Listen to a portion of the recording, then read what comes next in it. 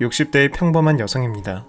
변변한 직업이나 소개할 만한 특이사항이 없어 그저 가족들 뒷바라지로 희생하며 살아온 대한민국의 평범한 주부이겠네요. 그런 제 나이도 벌써 60이 넘었고 이 나이에 딱히 낙이 뭐가 있겠어요. 그저 자식들 사는 것, 손주 재롱이나 보는 게 그나마 낙이라면 낙이겠죠. 젊은 시절에 그저 남편과 자식들 잘되기만을 바라며 뒷바라지 하던 저였는데 어느새 자식들도 다 자라 내 품을 떠나고 이제는 뭘 해야 할지 모르겠네요. 몇 년 전까지도 제게는 숙제 같은 마지막 바람이 하나 있었습니다. 바로 제 막내 아들의 혼사였죠. 자식 둔 엄마들이라면 누구나 다 자식 앞날이 걱정되지 않겠어요? 아이가 어려서는 학업 뒷바라지하고 졸업하고서는 취업 뒷바라지하고 또 다 커서는 결혼은 언제 하나 오매불망 자식 생각뿐이었습니다. 부모 마음이라는 게 참 그래요. 애가 다 큰 걸 알면서도 제 밥은 잘 챙겨 먹나, 만나는 사람은 없나, 이러나 저러나 마음이 쓰이기 마련입니다. 제게는 큰아들, 둘째 딸, 셋째 아들 이렇게 세 자녀가 있습니다. 그 중에서 셋째 아들은 언제나 마음의 짐이었죠. 막내라 그런지 이상하게 걔한테는 유독 신경이 많이 쓰이더라고요. 딸 때부터 약하게 태어나서 더 걱정스러웠던 것 같아요. 막내가 어려서 큰 수술을 받았거든요. 다행히 예후가 좋아서 수술도 일회성에 그쳤고 그 뒤로 건강히 회복을 잘했지만 당시에는 사망률도 높았던 수술이라 정말 아찔했던 기억입니다. 그렇게 아이를 한번 잃을 뻔했던 기억 때문인지 저는 막내 아들 관련해서 일이 생기면 유독 예민해졌습니다. 사실 제가 막내를 유독 끼고 놀기는 했습니다. 어려서부터 몸이 약한 탓에 또래 애들에게 놀림당하고 괴롭힘도 자주 당했거든요. 또래보다 키도 작고 체구도 자그마하다 보니 남자아이들 사이에서는 그런 게 놀림당할 일인가 봐요. 어렸을 적 유치원에서 괴롭힘당하고 돌아오는 일이 여러 번이라 아이 때문에 유치원도 참 많이 옮겨 다녔습니다. 아무래도 자기 스스로 몸을 지키지 못하던 아이였으니 제가 항상 걱정이 많았죠. 아이에게 신경이 많이 쓰이던 저는 그래서 유치원이나 학교로 자주 찾아갔습니다. 선생님, 우리 지혁이가 적응은 잘 하나요? 친구들과는 잘 지내는지 제가 걱정이 많아요. 애가 전에는 괴롭힘을 많이 당했거든요. 체구도 작아서 맞기도 하고요. 몸이 약하게 태어난 애라 더 걱정스럽네요. 지혁이가 또래보다 작긴 한데 아무래도 유치원이랑 학교는 다르니까 이제는 적응을 잘할 거예요. 발표도 잘하고 책도 얼마나 잘 읽는데요. 너무 걱정하지 않으셔도 괜찮을 겁니다. 선생님이 그렇게 한 말씀이라도 해주시면 내심 마음이 놓이더라고요. 그래서 그런지 저는 이런저런 핑계로 학교를 참 많이 찾아갔습니다. 애들 셋을 키우느라 바쁜 와중에도 학교 육성에도 쫓아다니고 그랬었죠. 지혁이 걔도 어릴 때는 엄마가 학교에 자주 오는 게 좋다며 반기더니 점점 나이가 먹으면서 제가 학교로 쫓아다니는 걸 극도로 꺼려하기 시작했습니다. 애를 키우다 보면 이래저래 신경 쓰일 수밖에 없잖아요. 저도 육성의 일을 하면서 선생님들을 자주 만나기도 하고 학교나 시설에 관심을 가질 수밖에 없죠. 그러다 보면 아이 담임 선생님들도 자주 만나 뵙고 아이에게 별일은 없는지 아이관에서 상담도 자주 하게 되죠. 물론 요즘은 분위기가 다르지만 그땐 그런 게 또 필요하기도 했습니다. 하지만 한창 사춘기로 예민한 아들에게는 그런 게 창피한 일이었나 봅니다. 다른 아줌마들처럼 치맛바람 펄럭이지 말라며 짜증을 내더라고요. 그래서 결국 저는 마지못해 학교 일을 그만두게 되었습니다. 솔직히 아들이 그리 싫어하지만 않았으면 졸업할 때까지 했을지도 모르죠. 그렇다고 우리가 애들을 편애하거나 학교에 불이익을 주려고 그랬던 것도 아닌데 말이에요. 뭐 아들 입장에서는 제가 너무 유별나다 여겼을지도 모르겠습니다. 사실 제가 생각해도 첫째, 둘째에 비해 막내를 유달리 걱정하기는 했으니까요. 그래도 저는 제 덕분에 아이가 그만큼 할 수 있었다고 생각합니다. 막내라서 그런지 얘는 지 형이랑 누나랑 다르게 뭘 스스로 하는 법이 없었어요. 밥도 꼭 챙겨줘야 먹었고 공부도 꼭 시켜야만 하기 시작했죠. 지 형 누나 키울 때는 워낙 알아서 잘들 했어서 학업 관련으로 골치 아픈 적이 없었는데 막내 이놈은 꼭 잔소리를 시작해야만 몸을 움직였습니다. 그렇다고 왜 다른 형제들 못 따라가냐며 비교하거나 구박한 적은 없었어요. 오히려 큰애들한테 못해줬던 것도 막내한테는 다 해줬죠. 큰애들은 인강 듣고 학원만 보냈는데 형 누나보다 뒤처지던 막내는 제가 알바까지 다니면서 비싼 가위까지 시켰습니다. 솔직히 남편이랑 자식들 챙기고 수험생 아들 뒷바라지하면서 알바까지 다니는 게 그렇게 쉬운 일은 아니에요. 게다가 평생 집에만 있던 제가 밖에 나가서 무슨 일을 했겠습니까? 그래도 저는 아들 녀석 잘 되길 바라는 마음으로 마트 캐셔 일을 하면서 열심히 용돈을 벌었습니다. 그리고 그 돈은 모두 우리 막내한테 들어갔죠. 어려서 몸이 약했으니 공부하는 체력에 도움되라고 비싼 한약도 지어 먹이고 제 딴에는 온갖 정성을 다했습니다. 그러다 보니 저도 모르게 막내한테 나름의 기대가 있었는지도 모르겠어요. 그래도 제 뒷바라지 덕분인지 우리 막내 아들은 남들 알아준다는 대학에 무사히 들어갈 수 있었습니다. 첫째, 둘째 때는 원래도 애들이 잘해줘서 그런지 그렇게까지 감격스럽지는 않았는데 이상하게 우리 막내 아들 합격 소식은 더 남다르게 느껴지더라고요. 그래도 이놈이 지 엄마 고생한 건 아는지 합격 소식 받고 고맙다는 말을 하더라고요. 엄마, 솔직히 그동안 내가 짜증도 많이 내고 괜히 성질 부린 거 알아. 나 힘든 거 가지고 괜히 엄마한테 화풀이 했어. 엄마 덕분에 합격한 거 알아요. 나 입학도 하고 이제 우리도 고생 끝이야. 대학생활도 열심히 해서 엄마한테 잘할게요. 저는 그 말 한마디에 모든 시름이 덜어지는 기분이었습니다. 그래요. 부모가 자식에게 바라는 게 뭐가 있겠나요? 그저 자식이 잘 되는 것만 보면 고생한 게 기억도 나지 않죠. 그렇게 무사히 대학에 들어간 아들은 그 뒤로도 학교 생활을 잘했습니다. 물론 신입생 때는 놀기 바빠서 술을 너무 많이 먹고 여기저기 쏘다니느라 새벽에 들어오기도 여러 번이었지만 그래도 군대까지 다녀와서는 정신 차리고 공부를 열심히 하더라고요. 그래서 저도 이제는 나도 좀 나야겠구나 생각했죠. 그런데 산 넘어 산이라고 대학만 보내면 뒷바라지 끝이라 생각했더니 취업 준비까지 거들어야 할 줄은 몰랐습니다. 요즘 젊은 애들 취업난도 심하고 다들 너무나 힘들잖아요. 제가 봐도 요즘 젊은 애들 살기가 참 버거워 보이더라고요. 옛날에는 대학만 졸업하면 여기저기서 데려가려 난리였는데 요즘은 대학만 좋은데 나왔다고 거기서 끝이 아니었습니다. 그래도 지 형 누나는 기술직이라 그런지 그리 어렵지 않게 취업에 성공했는데 얘는 문과를 들어가서 그런가 취업이 너무 어렵더라고요. 애가 매번 열심히 취업 준비하는데도 번번이 떨어지는 걸 보는 부모 심정도 애가 탑니다. 그래도 제일 힘든 건 자기겠죠. 그렇게 졸업 후 1년을 무수히 많은 면접에서 떨어진 아이는 어느 날 결심한 듯 공무원 시험 얘기를 꺼내더라고요. 그것도 어렵다는 5급 공무원을 말이에요.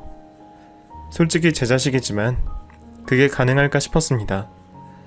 머리도 점점 굳었을 테고 국가고시는 다들 몇 년씩 걸리는 힘든 일이잖아요. 고등학교 시절에도 그렇게 힘들어하던 아이가 공무원 시험은 견뎌낼 수 있을지 걱정이었죠. 그래도 아이의 선택이니 어쩌겠나요? 저희 부부는 그저 묵묵히 아들을 응원해주기로 했습니다. 그렇게 저는 또 수험생 뒷바라지를 시작하게 되었어요. 아이가 큰 마음을 먹은 건지 아예 학원 근처 고시원을 얻어서 나가겠다고 했습니다. 그래서 저는 집에서 음식을 해다가 매일 고시원으로 들고 이고 날랐죠. 엄마가 해줄 수 있는 게 그런 것밖에 없어서 미안하기만 하더라고요. 아들이 시험 준비를 하는 동안 저희는 매번 시험 결과가 어떨지 조마조마한 심정이었습니다. 저는 늘 귀를 열고 다녔습니다. 다른 수험생들은 어떻게 사는지, 시험 요령은 어떤지 여기저기서 정보를 모으고 다녔습니다. 엄마로서 그 정도는 도와야 한다 생각했어요. 그렇게 제 아들은 꼬박 3년을 죽은 듯이 노력했습니다. 그동안 애가 늘어져 쉬는 걸 못 봤거든요. 덕분에 아들은 3년 만에 원하던 결과를 얻을 수 있었죠. 남들은 아무리 못해도 몇 년은 걸린다던데 우리 아들이 3년 만에 합격을 해서 얼마나 감격스러웠는지 모릅니다. 온 가족이 막내의 합격 소식에 기뻤어요. 막내 아들이 시험 준비를 하는 동안 그 사이 첫째 아들과 둘째 딸은 벌써 결혼을 했고 우리 큰며느리는 아이까지 낳았네요. 그동안 이래저래 자식들 뒷바라지로 바쁘기만 했는데 그래도 막내가 합격한 뒤에는 저도 여유가 생긴 덕분에 다니던 성당에도 더 자주 갈 수 있게 되었네요. 사실 저는 오래전 아이들이 수험생일 때부터 성당을 다니기 시작했습니다. 그것도 다 애들 잘 되라고 기도해보려 하다가 다니게 된 거죠. 그렇게 오래전 지인 따라서 다니게 된 성당 생활이 벌써 10수년이 되었네요. 그동안은 자식들 뒷바라지에 생활이 바쁜 탓에 그저 기도만 드리고 미사만 보고 나오는 게 다였지만 여유가 생긴 뒤로는 저도 성가대 활동에 관심이 가더라고요. 예전부터 저는 찬송하는 게 참 즐거웠습니다. 별것 없는 제 인생의 작은 낙이었달까요? 노래를 그리 잘하는 편은 아니지만 성당에서 10년 넘게 찬양을 하다 보니 열정만큼은 남부럽지 않았어요. 그러던 참에 감사하게도 성가대에 들어갈 기회가 생겼습니다. 저는 매주 연습에 빠지지 않으며 성가대 연습을 참 열심히 했습니다.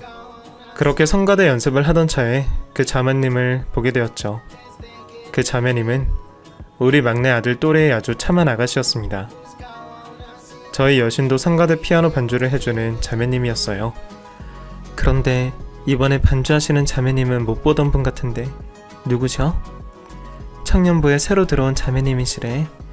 얼마 전부터 우리 성당 나온다 그러더라고. 참하고 아주 착해 보이지? 어린이집 교사 일을 한다 그러더라.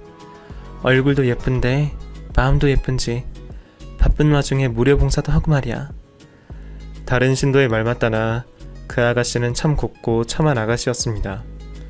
하얀 손가락으로 찬양을 반주할 때마다 괜히 눈길이 가더라고요. 게다가 저는 어린이집 교사라는 것이 참 마음에 들었습니다. 이건 참 나쁜 버릇이지만 집에 미혼 아들이 있다 보니 또래 아가씨들을 보면 괜히 눈길이 더 가더라고요. 연애한 자식들이 알아서 해야 할 일이지만 엄마들 마음은 또 그렇지 않았죠. 어디서나 좋고 참한 아가씨가 보이면 우리 아들 엮어주고 싶더라고요. 그래서 저도 청년부 자매님들을 자주 눈여겨봤는데 이전에는 눈에 들어오는 아가씨가 통 없더니 그 아가씨는 한눈에 제 마음에 들더라고요. 내 욕심인 걸 알면서도 은근히 내 아들과 맺어주고 싶은 마음이 들었습니다. 그런데 내 눈에 좋아 보이는 건 남들 눈에도 좋아 보이는 건지 저 말고도 그 아가씨를 탐내는 사람들이 많더라고요.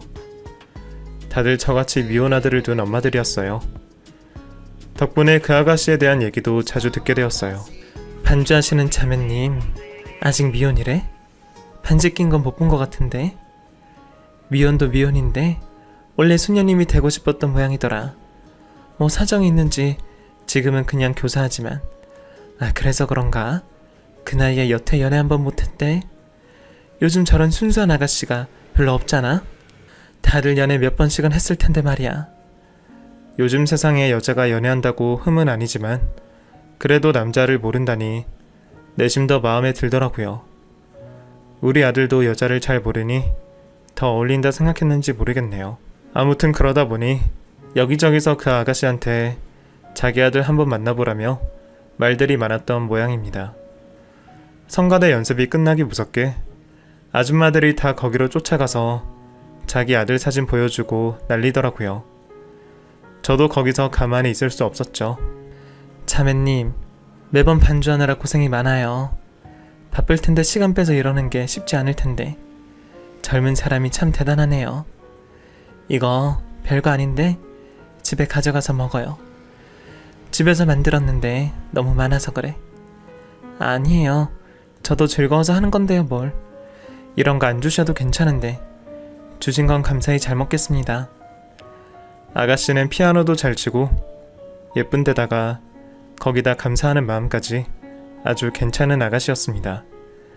그 뒤로도 저는 그 아가씨와 대화를 나누려 무척 애를 썼습니다.